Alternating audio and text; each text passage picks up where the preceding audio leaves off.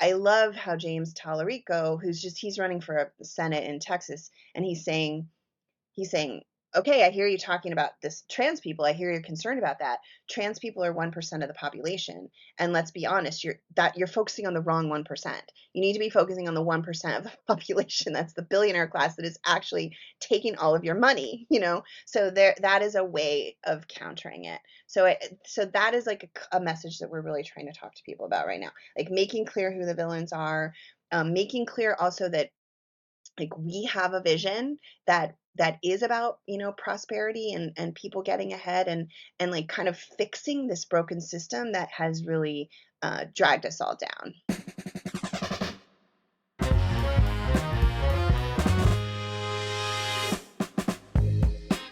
Welcome back to the Campaign Strategist. I'm Pete Altman, your host. My guest today is Jenifer Ancona, who oversees the political and narrative strategy of Way to Win, a national community of donors, movement leaders, and strategists working to upend politics as usual. Jenifer has deep experience in communications, organizing, and building multiracial coalitions, and she also co-hosts the podcast Charting the Way Forward with her husband and colleagues. We'll include links to that in the episode description.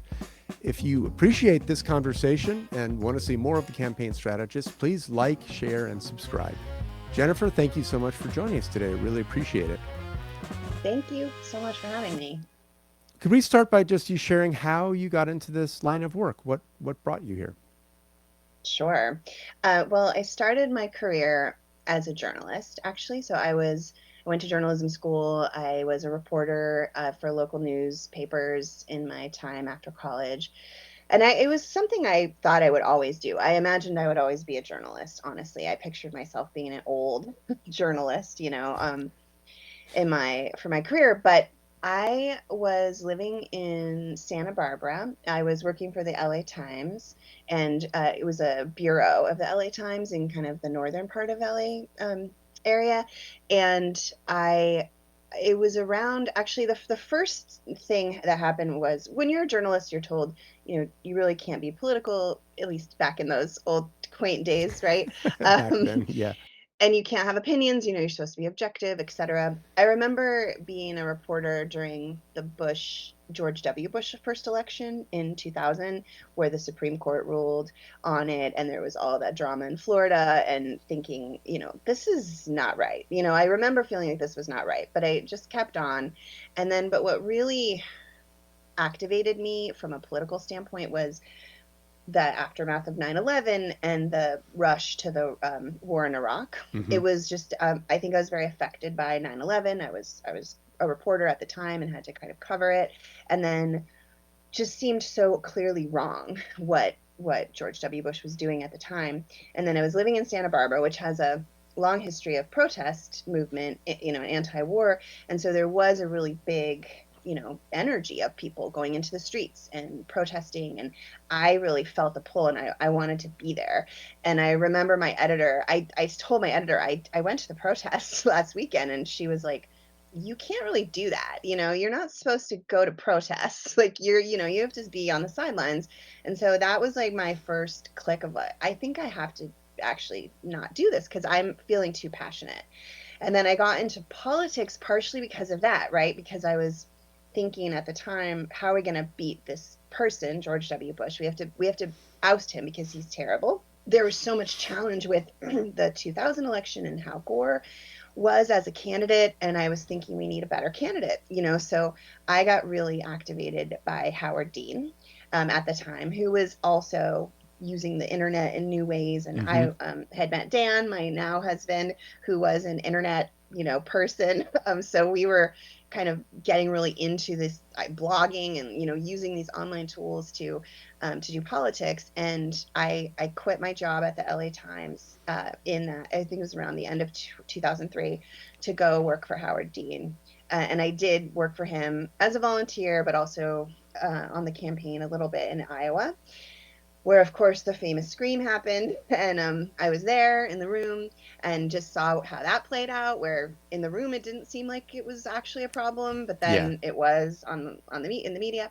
So it was really that journey that got me, moving from journalism to politics and feeling like I have to get in this. And I ended up working locally for a assemblywoman in Santa Barbara, and always using my skills as a journalist, interviewing people, getting information, distilling information, communicating, but doing it for the cause. And so that's really how I ended up doing a lot of this work. Lots of twists and turns, along the way, but I worked for I also worked for Steve Phillips and Susan Sandler, and that was how I got into the sort of donor world and organizing space. But always my career, it's been communication and political strategy, campaign strategy. Great. You founded uh, Way to Win. Can you explain what it is and how it works and what makes its approach unique? I co-founded Way to Win along with two other women, Tori Gavito and Leah Hunt Hendricks, and this was in the aftermath of Trump's first election, when we were all working in different spaces around progressive politics, and kind of this donor organizing, right, where we're trying to talk with people who want to be part of change, big change, but kind of want to organize together around it. So I was at the Women Donors Network. Leah Hunt Hendricks had founded Solidaire, which is a different network of like-minded donors, and then Tori had co-founded the Texas Future Project, which was it was essentially a state organizing table for flipping Texas blue over long term. And so she was really steeped in the strategy, as were Leah and I, around all of it. And we just decided, part of it was what we were hearing from the people that we worked with. I've been giving to candidates, I've been giving to the party, and it's like nothing's changing. We just have Trump now. Like, what is happening? How is this? It's so broken, So hearing that feedback, and then just feeling like we needed to build something that could have more, like, we're stronger together. So Mm-hmm. how could we build a network, like really a power network of people who shared a vision for where we want the country to go, and a politics that is about like standing for what we believe in. It's like a politics that's about kind of inclusion, generally like a multiracial coalition that we know we need to build, Mm-hmm. coming out of, like, that was the dream coming out of the civil rights movement and the Voting Rights Act, but we haven't yet actually materialized a true multiracial democracy. And we also had it wasn't just about multiracial, it was also about um, like fairness when it comes to the economic system. So I was always part of the original piece too. Like, we have people who have wealth, but they see that the system is unfair, and they actually want to fight back against it, and they want to create a system that is actually more fair, and where it's not like philanthropy having to help people. It's like we actually have a government that is where wealth is distributed, and people, and there are programs that help people, so Yeah. more of a structural approach. So that was really what united us. And we were inspired, a lot of the people were kind of feeling, inspired by really building a different kind of politics coming out of Obama years and then into what was then the Mm-hmm. Trump years. In that idea of a power network, we have a team at Way to Win, and then we have a network of people who are part of Way to Win. We In the early days were really about wanting to build a strategy that wasn't just going to like boom and bust every time there's an election, because we were feeling that that's part of why we're in this, because we put all this money into these candidate campaigns and then they just go away and there isn't Yeah. anything left behind. So we were really part of that. Other groups like Movement Voter Project, also believed that, and we were kind of part of that crew of people being like, we actually need to start investing year round, long term, never stopping kind of infrastructure for winning campaigns and for talking to voters and persuading voters. And so now I think you can think of Way to Win. I mean, it's unique in that um, we really are fighting on two fronts. One is kind of in the elite spaces of media, and sort of how we shape narratives and how people think about politics. So we do a lot of research and a lot of communication around that. We were able to invest in the kind of research that a lot of other groups can't, and then we publicize that, and do a lot of communications work to make it kind of part of the narrative. And then we're also really trying to move a new coalition of voters. And our focus has been in the part of the country that is growing. That's like the emerging battleground of the South and Southwest. So we're all very familiar with the campaign plan of the northern, 5 states. Yep. And Yep. then like lately they've been like, oh, maybe Arizona, maybe Georgia, but there really hasn't been a really strong like political plan and path to build in the Sun Belt. And we just feel like that is the place to start for many reasons. Because that is where literally like all the young people are moving. That's where population is growing. That's where the census tells us that's where we're going to be getting our electoral votes, right, in Mm-hmm. the coming years. So we believe we have to fight everywhere, of course. And I'm glad there's lots of groups working in lots of different places, from the Midwest to the Western corn states to, Maine, like all these places. But we feel like we really want to build, we are sort of the experts in how do we persuade a multiracial coalition to be with us, and that is kind of the ground zero of where that's happening. So I think that's what makes us unique. And then we have a lot of relationships with groups and leaders and candidates and people in those places that we build with. So you work jointly with organizations to build up Yeah. their capacities to be able to execute campaigns that use the messaging and other Yes. strategic insights that you've generated. Yes, exactly. And Cool. and have support their work and support the leaders and support the candidates in lots of different ways. Well, that definitely addresses, I mean, one of the frequent complaints that we hear and that I frequently make is contrasting the sort of the right has had a number of donors that have made long-term investments in Mm-hmm. shaping the world that they want. On the left, the donors have tended to be more sort of near term, trying to like seize opportunities this cycle or that cycle. So it really does sound unique that you're working on. No, we need to actually lay infrastructure down that will carry this forward over the years. Are more donors coming around to understand the importance of that? Like, how's that going in terms of being able to get donors to commit to the longer term vision? Yeah, I mean, I think that organizing networks like ours and like the ones I mentioned, Solid Women Donors Network, Movement Voter Project, like I think we are all doing that work and it's working with the folks that we are organizing, but it's probably not big enough. We need Mm-hmm. to, all of us are not reaching the number of people that we could be reaching. So it's like that's where the growth needs to happen. But I do feel like from the standpoint of the work that we've done around and that others have been doing around organizing people into this model of like long-term, you know, um, long-term like infrastructure building and this persuasion work, that it does work. It is working because we have seen, even when things like just happened where this election loss happened, and you could imagine, I mean, it's been a hard year for a lot of people, but I think we have seen a difference in with the donor groups that have been part of this or these organizing models versus ones who are not. So I just think we have to keep growing and bringing more people into it, but it does work. Since this is a podcast that's a lot about the nuts and bolts of advocacy, I just want to dig a little more and understand. So when you work with like groups on the ground in a given state, what does that look like? What happens? It varies, in lots of different ways. I think some of it can be there's a particular campaign goal. So it could be sometimes it's like it's an off year, and we know we're going to be coming into an on year where there's going to be a lot of focus on this particular campaign, and there's a lot of work that the groups want to do, and that around advocating for the issues that they care about, going out and talking to people and bringing them in, registering people to vote, like that kind of mobilizing, which is really important. But often what we will do in an off year, there are no off years, but in a Yeah. preview to the big year, is just really work with them around what are the things that could, on it from a narrative perspective, could really either get in the way of what you want to do. Like what are the narratives that we want to set? Like what do we want people to care about? What do we want the election to be about?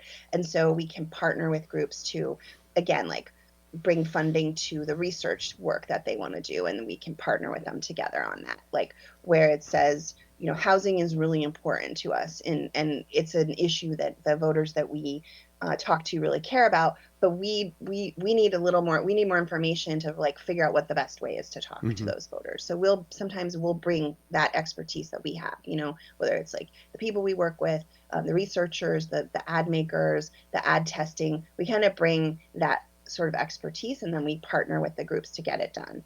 We're actually doing this right now in New Jersey, because New Jersey is not in the South and Southwest, but is one of the other lanes that we really focus on is Latino voter engagement. When Mm-hmm. a way to win, we have this fund called the Valiente Fund, Valiente Action Fund, which has been working on Latino, persuasion and organizing. And because the New Jersey statewide in 2025, the governor's race is a big, important kind of bellwether for how Latinos are voting, coming out of what we saw happen in 24, where a lot of Latino voters did flip to Trump and also just Mm-hmm. didn't show up in places like New Jersey and New York, and really everywhere in the country.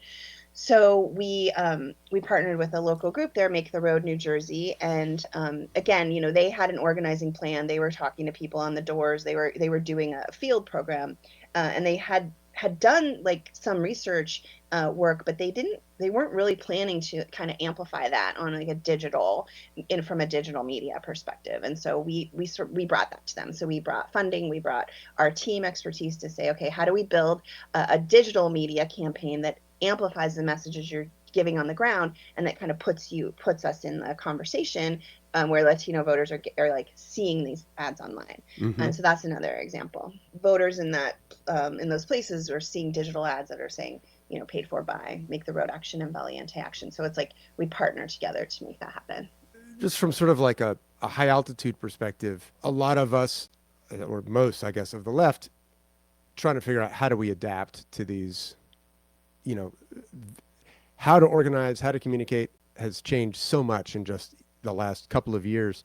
What are the practices that groups are still sort of like holding on to that are kind of outdated in general? And what are the changes, evolutions that you think are most important for advocacy groups that are trying to set narratives as well as groups that work on elections? For sure, the media environment is the number one change. Just how people get information, how much time people spend online, where they get information, how fractured and completely decentralized it is very, very different than the past. And I think since the COVID moment, that was really the point where it really shifted. It's been growing and building for a while, but I think COVID just really changed it, and people were constantly on their phones. I mean, now people spend an average of 8 hours a day consuming digital media.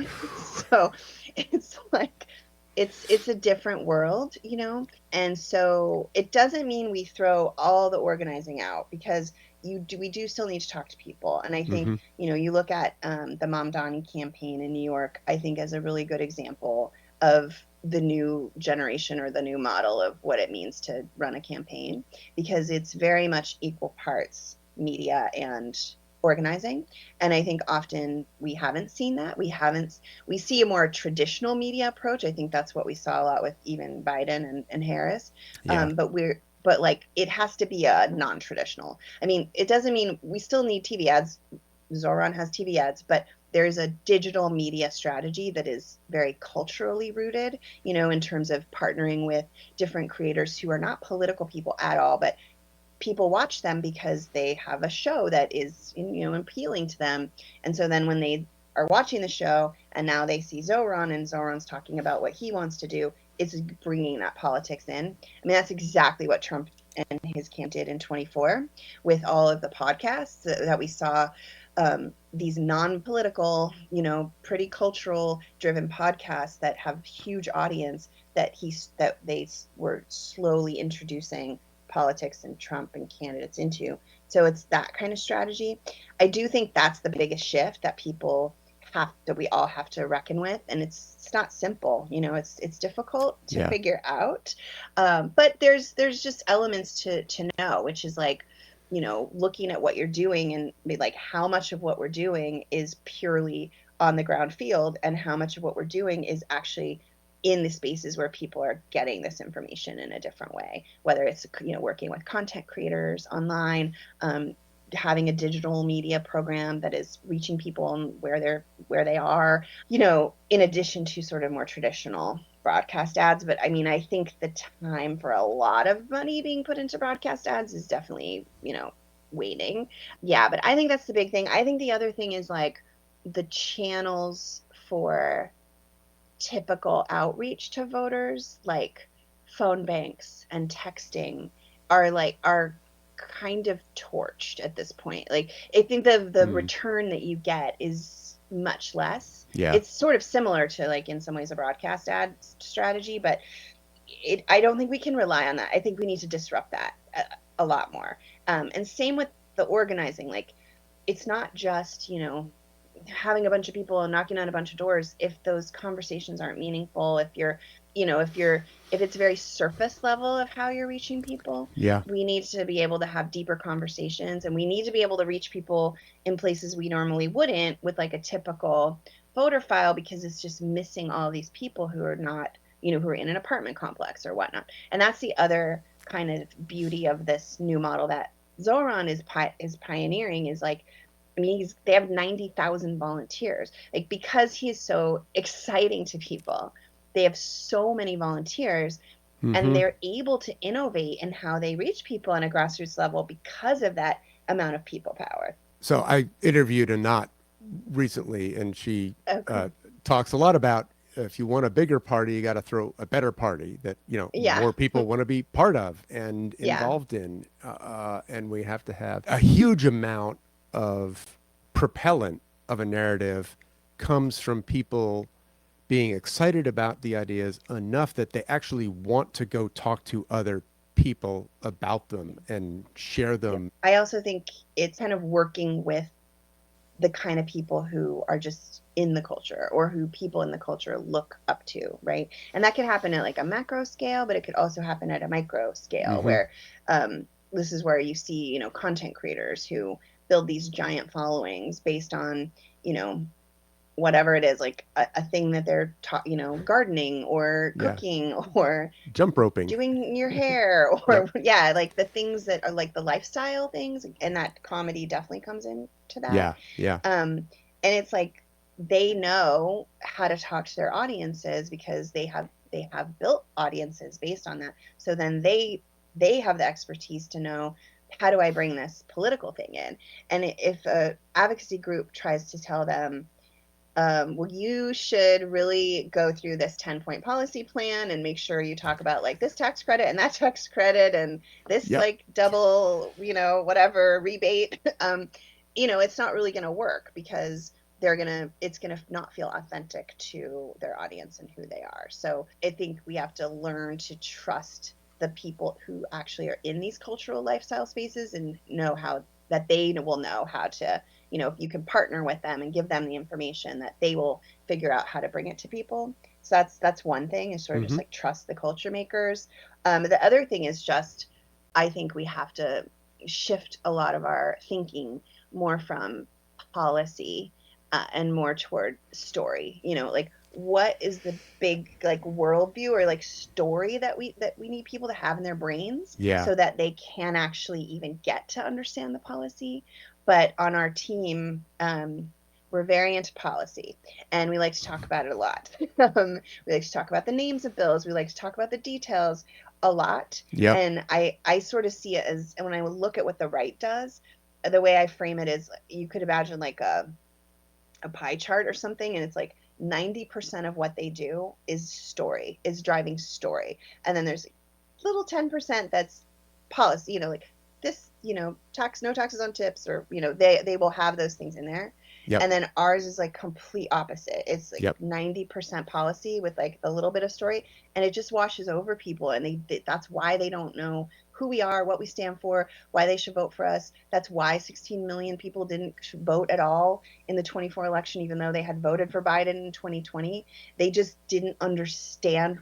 They couldn't get a story out of what was happening with Biden and then Kamala, ultimately, because it was so much about policy.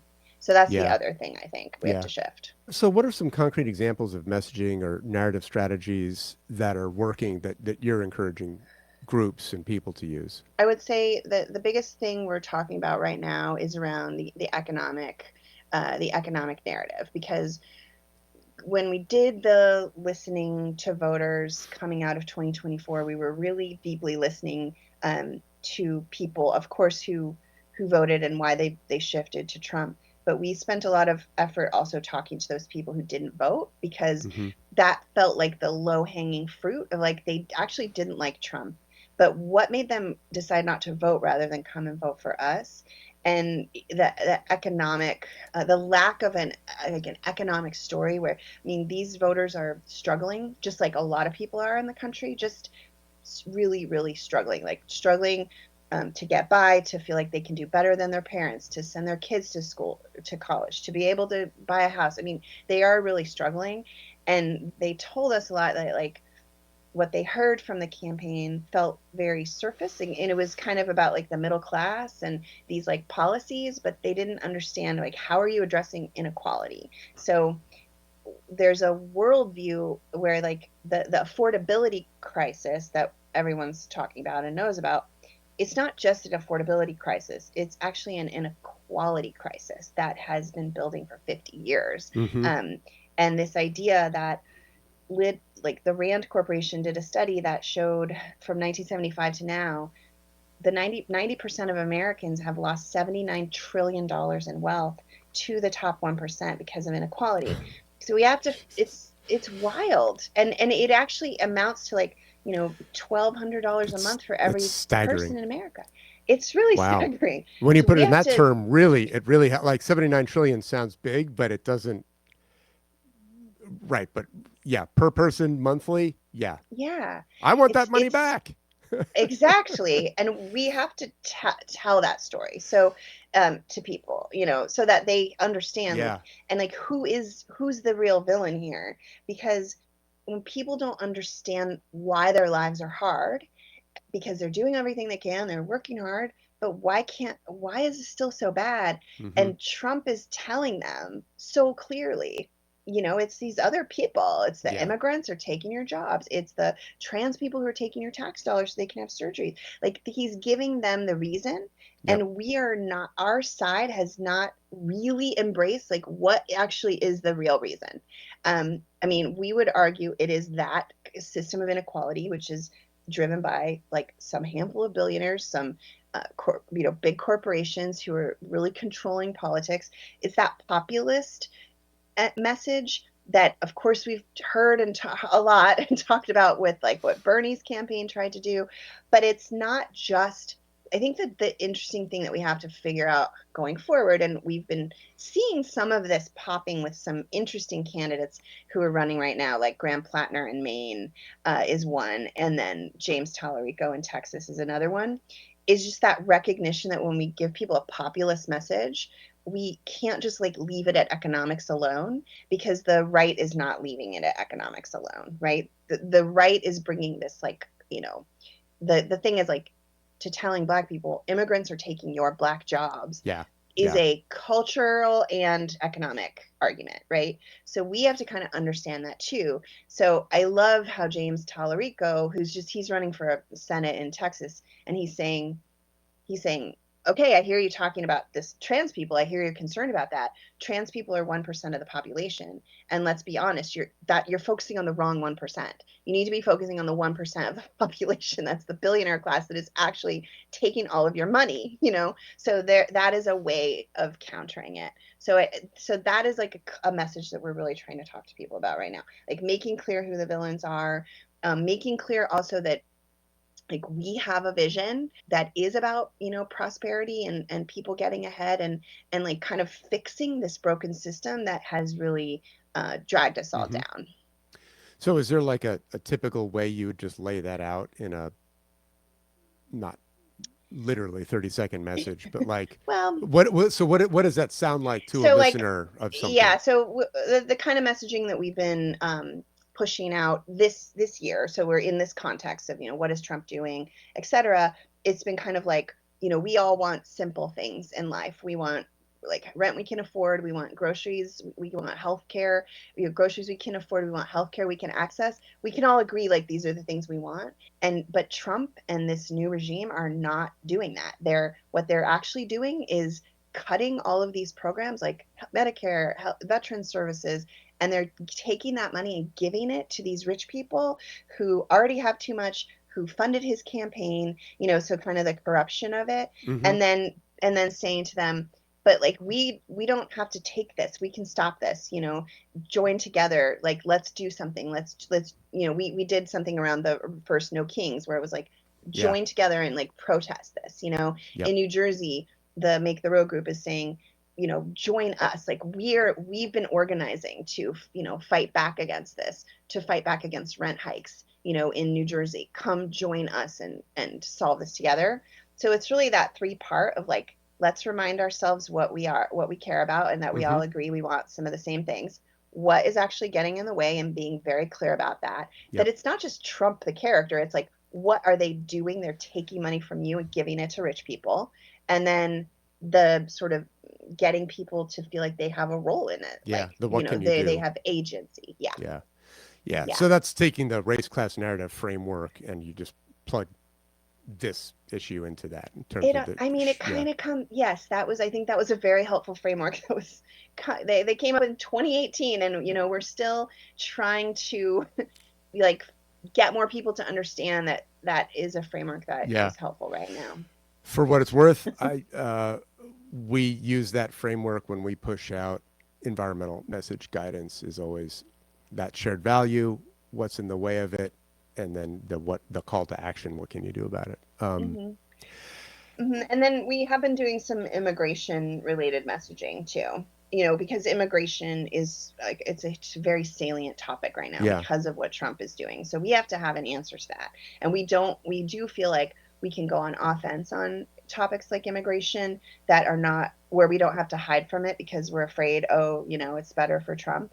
It's not. I mean, we have content that we're going to be sharing actually, probably next week, some content that we made and the testing from that to show a sort of a path forward. And it is really about this idea of like, he said he was going to go after criminals, but that's not what he's doing. So it's Mm-hmm. like the overreach, it's affecting citizens, it's affecting children, it's affecting all of us. We found in a lot of the research we did that messaging is a way to go on offense against him because it hurts Trump's approval. I mean, it hurts how people see Trump and the Yeah. Republicans. Yeah. And it like gives us something that we can say so that we're not silent on the topic, because that's one of my other things is like, we should never be silent on a topic. We can, if something is salient, we can figure out how to talk about it so that we are persuading people toward our side. That's great because there's too much inclination to like steer clear of something that is perceived as benefiting Trump. But Right. you're also, a lot of discussions about, okay, we are in an authoritarian crisis right now, or Hmm. at least certainly a very authoritarian government. It hasn't completely locked Yes. down control, but we're there. On one hand, it's incredibly serious. On the other hand, it seems like that it's hard to, how do we explain it? How do we make people realize, no, we're here?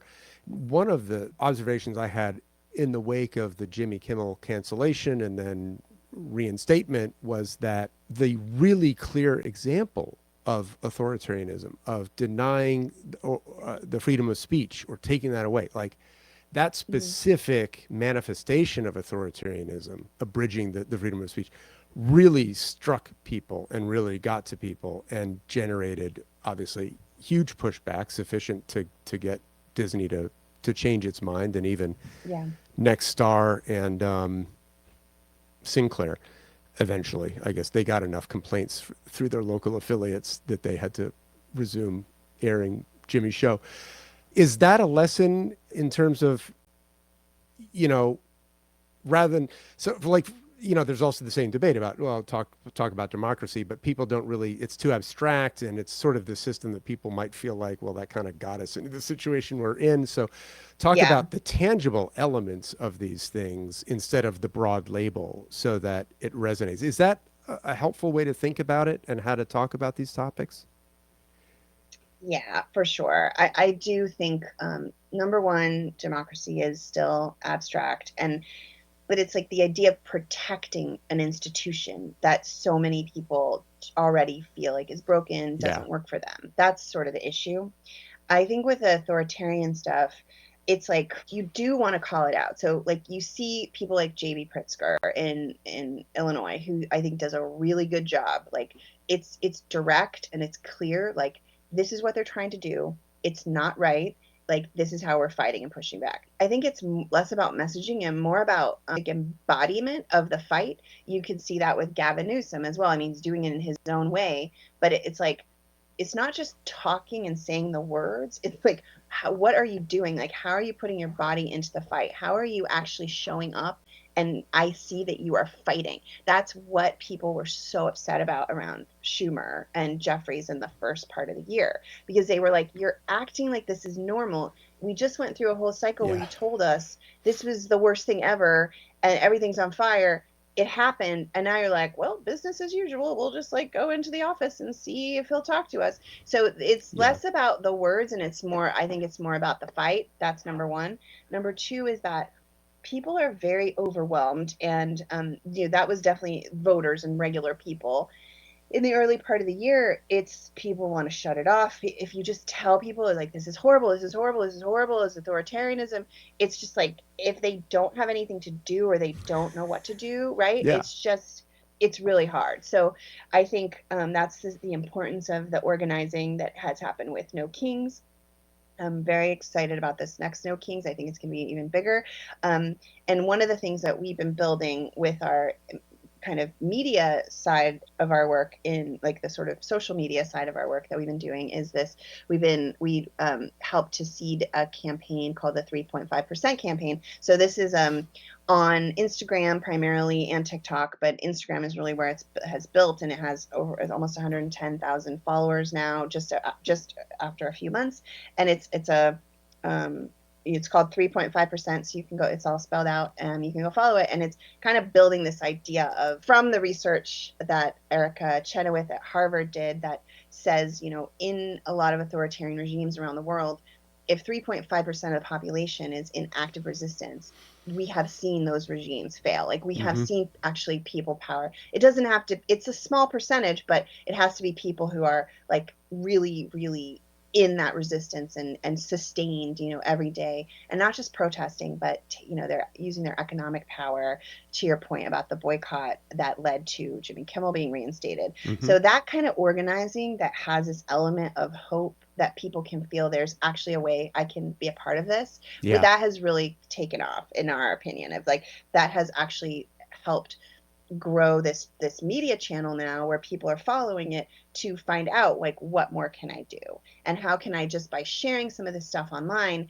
that's another way that we have to grow in our tactics, is we have to build more energy around people sharing some of the same things, and like driving people toward this kind of activism.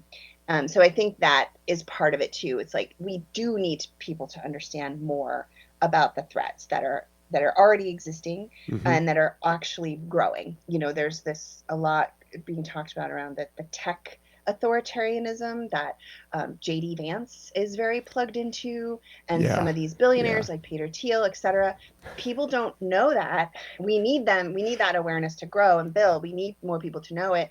And if all they do is know it, but they don't have a way to actually take action, it can be like Yeah. demobilizing. So it's that combination of like, we do need to get more people to understand this, and we need to get people to feel like there's something they can do as part of it too, and that will be important as we head to the midterms.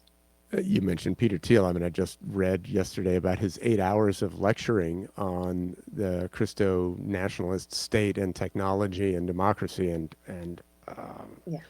I don't know. I guess it's hard to really understand how he got rich because he seems really off the wall. But Yeah, but it's pretty terrifying, but it is something that I think we can organize and build around. I think a lot about how do we, on the left, evolve our approach to communications so that we've at least got parity or at least got influence over the national discussion. And right, Mm-hmm. of course, right now we're completely outgunned. And Mm-hmm. I'm generally optimistic, but I'm also wondering about, it seems like there's some infrastructure obstacles for that. Like the right has had investment in building these spaces for a long time. And I think we're just starting to do that on the left. But then Mm-hmm. the even more fundamental is that algorithms reward strong emotion and more than anything, I guess, anger, Mm-hmm. fear, outrage generates clicks. And I just remember thinking back in the 90s about Rush Limbaugh, like, who wants to sit and listen to 4 hours of this a day? And no Mm-hmm. wonder Air America didn't work, because I just don't think of liberals as like wanting to sit around and listen to complaints all the time. The anger, the outrage, the fear seems to be a lot of what drives the right's algorithmic, compatibility, virality. Can we achieve that, a similar degree of sort of penetration and spread? Can we work the algorithms the same way the right is? If I mean, I hate what Trump does, but I'm generally not going to spend a bunch of time talking about all the things I hate. It's sort of like this is part of why they have an advantage generally because they're tapping into human basic base human instincts that are primarily fear, scarcity. There are only a finite number of human instincts, and most of them are kind of coded to conservative values versus progressive values, but it doesn't mean that there's not something we can't work with, right? So I do think you can work. We saw this in the election. I mean, humor and Mm. comedy is definitely a thing that we can use to our advantage. I think just like there's like the freedom, just like kind of being the freedom, the kind of true freedom that people actually want. You can tap into that, and that those kind of things can go viral. It's not always negative. I mean, a lot of the things that go viral are funny, and that Yeah. and we have we can use that to our advantage. Also, just like love, that's one of our values, and you can see that with how people respond to like fandoms, like the Taylor Swift fandom, which is definitely shows how things can go viral and take over the internet. It's not about politics right now, but it does show that like there is a way that with something that's positive, that with something that people connect to, because it's like a love or like a community aspect of being a part of this together. There that collective community, and I think just like art in general is something that we can use more to our advantage. Like that example of that song, that I guess it came out right in the early part of the year where it was like the hostile government takeover, that went super viral, and that was like a funny, but also an artistic expression of what people were feeling like we're in a hostile government takeover, and that's an example, right? Like that can cut through. So I don't think it's totally hopeless. I think we're up against a lot, especially because of these tech oligarchs who own the platforms. Like it is a challenge, Yeah. for sure, and that's why we should keep building our own platforms. But we also have a lot of people who have built audiences on those platforms that are real and that can be moved. And I think, we saw some glimpses of that in the election toward the end, but it wasn't built for long enough. If we had had Kamala or say a different candidate from Biden, through the whole year, I think Hmm. it could have been different. But look at Mamdani again, right, as another example of Yeah. how you can something positive can cut through.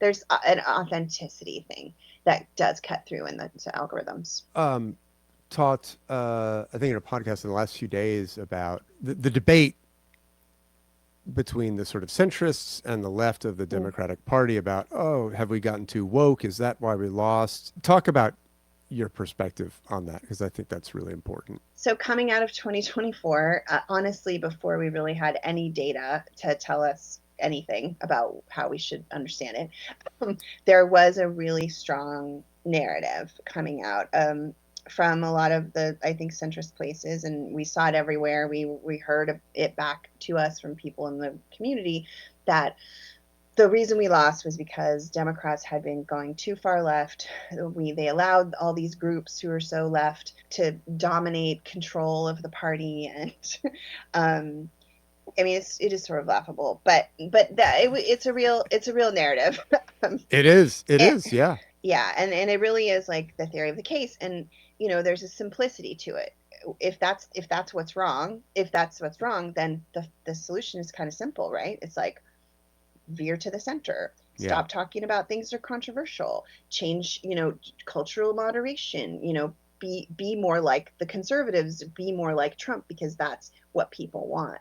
And, come after the left groups, kick them under the bus, make them the problem, curb their influence, don't listen to them anymore, etc. It is kind of simple. And so there is a Yeah. way that you can see there's an appeal to that, Well, right? and it It advances the right's agenda as well. it's sort of the theory is like, we don't have a big enough coalition. There's not enough people who agree with us, and so we should kind of let that go. Let those people go who didn't vote. It makes it a little bit smaller. The number of people who are swing voters compared to the number of people who didn't vote is much different. It's much smaller. There's many fewer swing voters than there are people voters who you could call like they're choosing the couch instead of voting. They're a Hmm. different kind of swing voter, but they're vastly more voluminous in terms Yeah. of the numbers. So I just think that my take on it, and I talked about this a little bit with the whole 79 trillion, is like, it's just more complicated than that. I think that the affordability crisis and the inequality crisis are linked, and our failure to address that in a real way is one big driver of why we're in this mess. When people feel precarious economically, they're just much more likely to be sort of be subsumed by these narratives that are telling them it's the trans people, it's the immigrants, it's Yeah. the the Yeah. people who are not like you. They're just much more susceptible to it. So that's part of it, right? Like it's not. And then the other piece that drives me crazy is like the Democrats are not talking about trans issues. Like, if you look at what Kamala talked about, she did not focus on trans issues, but Yeah. everyone thinks that she focused on it because the right wing media ecosystem focused on it. And that's what drives how people think about everything. Yeah. So we have to realize that their dominance, not just in the new media ecosystem, even in the traditional media ecosystem, the way that they would pounce on things, create these very effective ads, have the ads be amplified everywhere in tons of new news articles. I mean, on that sort of they them ad, that's what happened.